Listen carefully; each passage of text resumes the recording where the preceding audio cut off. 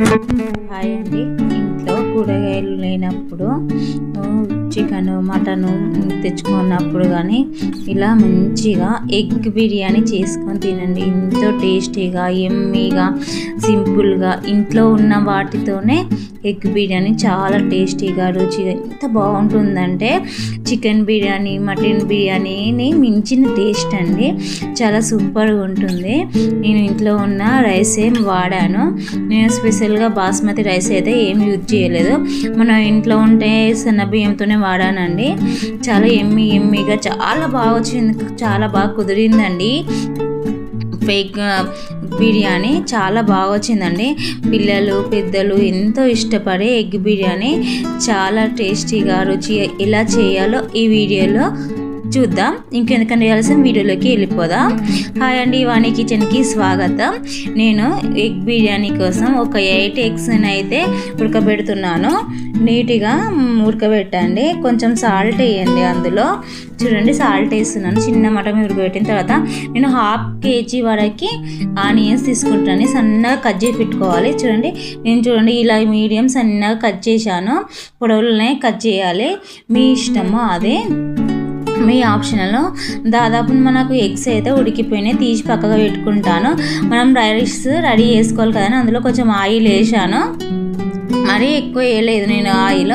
తర్వాత మనం బిర్యానీలో కావాల్సిన మసాలాలు అన్నీ వేసి కలిపేస్తున్నాను.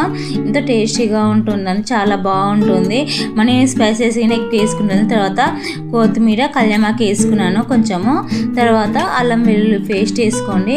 తగినన్ని నీళ్ళు పోయండి. మనం బియ్యం 1 గ్లాస్ తీసుకుంటే 2 గ్లాసుల నీళ్ళు కొలత ప్రకారం పోయాలండి. నేను 3 గ్లాసెస్ తీసుకున్నా, 6 గ్లాసులు ఈ వాటర్ పోసాను. తర్వాత ఒక కడాయి పెట్టుకోండి. కడాయి పెట్టుకున్నాక అందులో ఆయిల్ వేసేయండి. ఇది నెక్స్ట్ ప్రాసెస్ అండి. ఇది ఆయిల్ వేసి ఆనియన్స్ వేసేయండి. డీప్ ఫ్రై చేస్తున్నాను నేను ఆనియన్స్.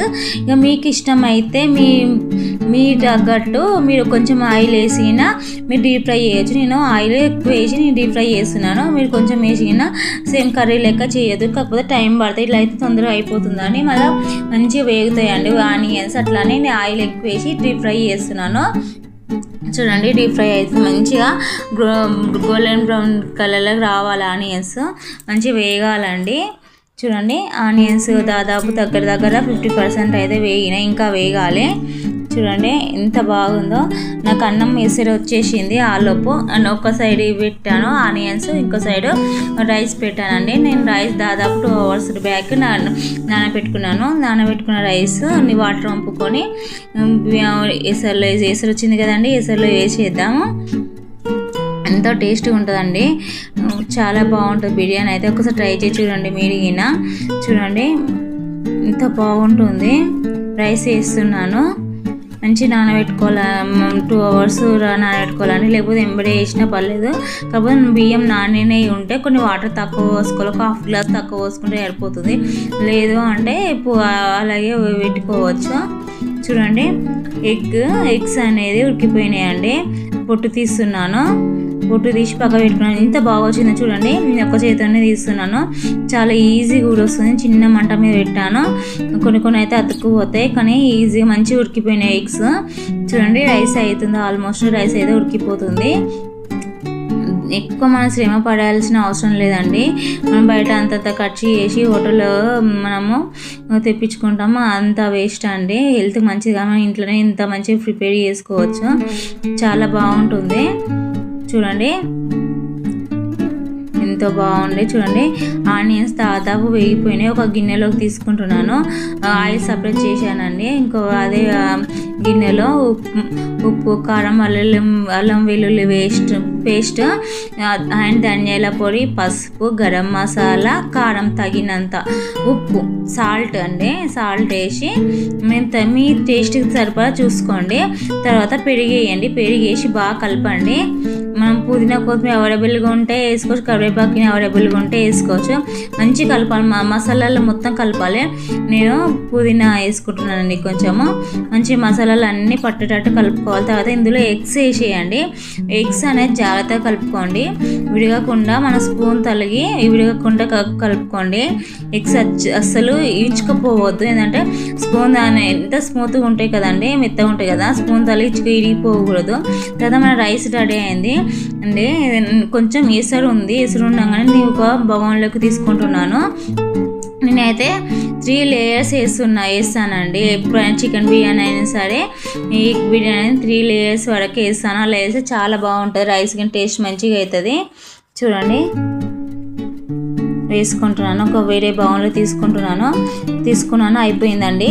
మళ్ళీ అదే బౌన్లో ఒక లేయర్ ప్రకారం వేస్తున్నానండి. చూడండి కొంచెం రైస్ వేసానండి. మరి మొత్తం కర్రీ మొత్తం అడుగున ఉంటే మాడిపోతుంది. నేను అలా అయితే ఎప్పుడు వేయను. చూడండి కర్రీ వేస్తున్నాను, కొంచెం వేసాను. చూడండి నేను చేసినట్టయితే చేయండి, చాలా బాగుంటుంది, ఎంతో టేస్టీ ఎమ్మిగా ఉంటుంది అండి చికెన్ బిర్యానీ అయితే. మీ ఇంట్లో వాళ్ళందరూ మిమ్మల్ని మెచ్చుకుంటారు, చాలా బాగుంటుంది. చూడండి ఎంత కలర్ఫుల్ అని చూస్తుంటే నోరిపోతుంది. ఒక లేయర్ వేసాను కదా, మీకెంచి మళ్ళీ రైస్ వేస్తున్నాను. 1 కేజీ అయితే ఇంట్లో వాళ్ళందరం తినొచ్చండి, చాలా బాగుంటుంది. చూడండి మళ్ళీ ఇంకొక లేయర్ వేస్తున్నాను, మొత్తం కంప్లీట్గా వేసేస్తున్నాను. ఉన్న కర్రీ మొత్తం ఇంకో లేయర్ వేస్తున్నానండి. చూడండి ఇంకో లేయర్ వేసాను, ఈక్వల్గా వేసి మళ్ళీ పైనుంచి మళ్ళీ అన్నం పడుస్తున్నాను. చూడండి అన్నం వేసేస్తున్నాను, రైస్ వేసేస్తున్నాను. వేసి సమానంగా అనుకోండి. మీ దగ్గర మిగిలిపోయిన ఆనియన్స్ ఉంటే, ఫ్రై చేసిన ఆనియన్స్ ఉంటే మీదంగా జల్లండి. గ్రేవీ ఉన్నా మీదంగా జల్లండి. ఫుడ్ కలర్ అయినా మీద వేసి చూడండి. కొంచెం ఆనియన్స్, కొంచెం గ్రేవీ అల్లి, కొంచెం నెయ్యి వేస్తున్నానండి. 1 స్పూన్ అంతా చుట్టూ నెయ్యి వేసుకొని మూత పెట్టేస్తున్నానండి. మూత పెట్టి మీద ఏదైనా బరువు పెట్టాలి.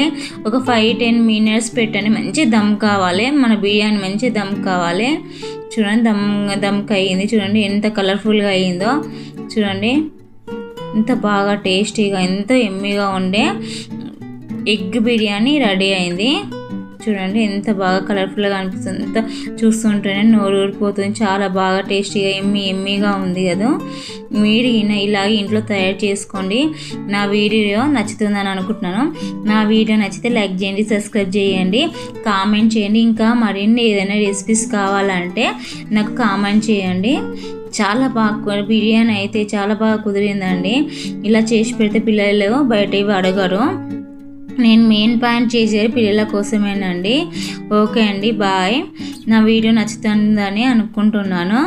చూడండి మీరు ఇలా ట్రై చేసి చూడండి, ఎలా వచ్చిందో కామెంట్ చేయండి.